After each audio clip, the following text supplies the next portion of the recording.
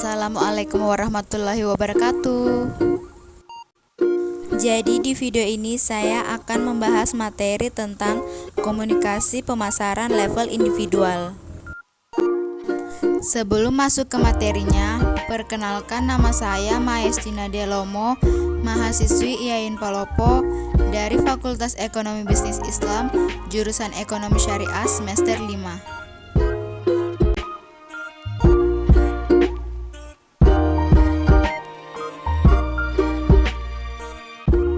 Berikut ini adalah definisi personal selling menurut para ahli. Nah, dari kedua definisi tersebut dapat diambil kesimpulan yaitu personal selling adalah suatu bentuk promosi penjualan yang dilakukan secara dua arah. Tatap muka pribadi secara langsung antara penjual dengan pembeli untuk memperkenalkan produk yang ditawarkan dan membujuk calon pembeli dengan tujuan agar pembeli tertarik dengan produk kita.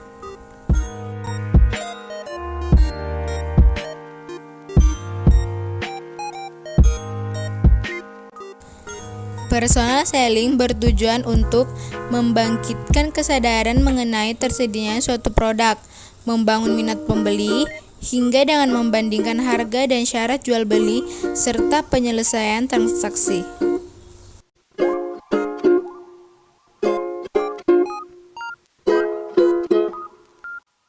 Menurut Ciptono, ada 3 sifat personal selling diantaranya yaitu: pertama, cultivation, yakni sifat yang memungkinkan berkembangnya segala macam hubungan, mulai dari sekedar hubungan kerja hingga hubungan yang lebih akrab.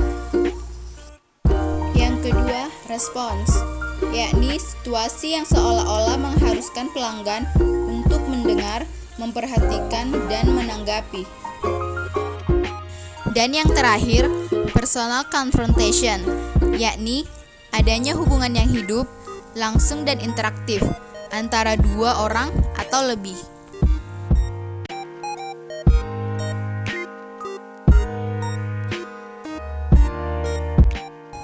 Menurut Ciptono, kriteria atau syarat yang harus dipenuhi seorang penjual yang bertugas melakukan personal selling diantaranya itu negotiating.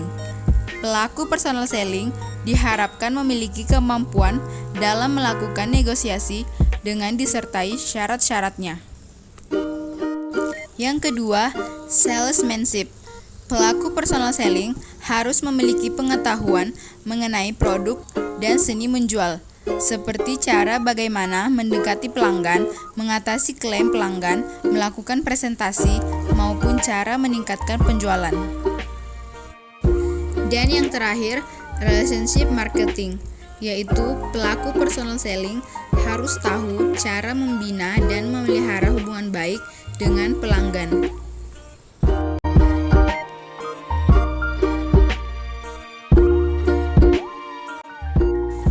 Menurut swasta, terdapat 5 macam personal selling diantaranya. Yang pertama, trade selling, yaitu penjualan ini dapat terjadi jika produsen dan pedagang besar memperbolehkan pengecer untuk berusaha dan memperbaiki distributor produk-produk mereka.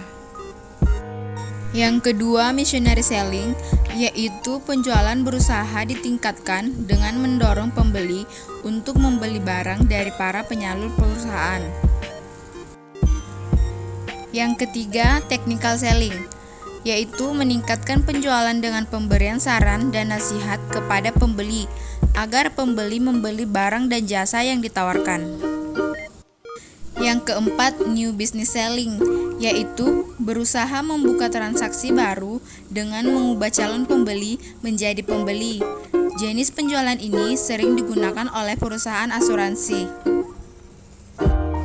Dan yang terakhir, kelima, responsive selling, yaitu penjualan diharapkan bisa memberikan reaksi terhadap permintaan pembeli. 2 jenis penjualan di sini yaitu road driving dan retail.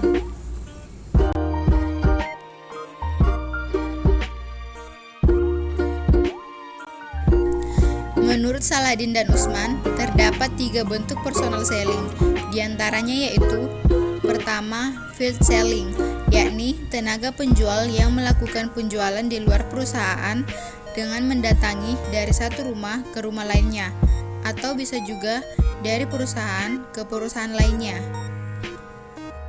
Kemudian, retail selling, yakni tenaga penjualan yang melakukan penjualan dengan melayani konsumen yang datang ke perusahaan.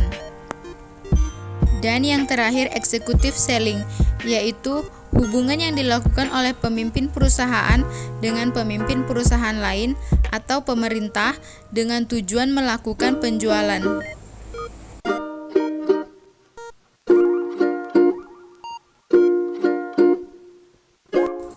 Menurut Kotler dan Armstrong, ada 6 tahapan atau langkah personal selling, diantaranya yaitu: pertama, mencari calon pelanggan. Pada tahap ini, pemasar dituntut mencari pelanggan yang menjadi segmen perusahaan. Kedua, pra-pendekatan. Apabila sudah menemukan calon pelanggan, pemasar harus menjalin hubungan untuk membangun kepercayaan. Yang ketiga, presentasi dan demonstrasi. Pada tahap ini, pemasar harus bisa menunjukkan bagaimana barang yang dijual dibutuhkan calon pelanggan.